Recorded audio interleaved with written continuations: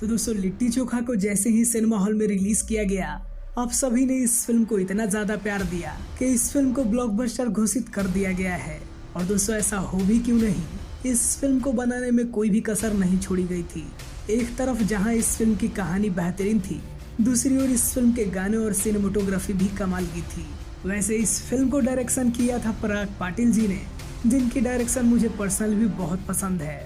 Film के producer थे प्रदीप शर्मा जी, जो ऑलरेडी आप सभी के लिए आशिकी बनाकर तैयार कर चुके हैं और बहुत जल्द उस फिल्म का ट्रेलर आप सभी को देखने को मिलने वाला है।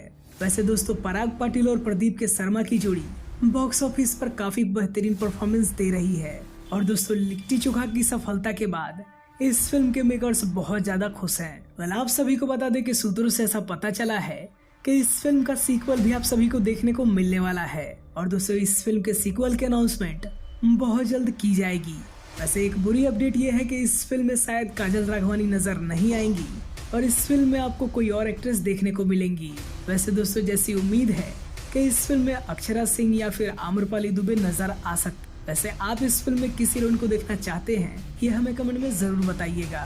वैसे दोस्तों इस फिल्म का सीक्वल भी और बेहतरीन बजट में बनाया जाएगा, जिसके स्टार कास्ट और भी दमदार होने वाले हैं। वैसे बहुत जल्द प्रदीप के शर्मा जी इस फिल्म का अनाउंसमेंट करने वाले हैं। वेल देखिए कि आखिर कब वो इस फिल्म का अनाउंसमेंट करते हैं। वेल फिलहाल के लिए आप सब ये जानिए कि इस फिल्म का दूसरा पार्ट आप सभी को डेफिनेटली देखने को मिलने वाला है। तो दोस्तों आप सभी को ये अपडेट कैसा लगा ये हमें कमेंट में जरूर बताइए और ऐसे ही अपडेट पाने के लिए हमारे चैनल को भी सब्सक्राइब करिए। वीडियो देखने के लिए आप सभी का बहुत बहुत धन्यवाद।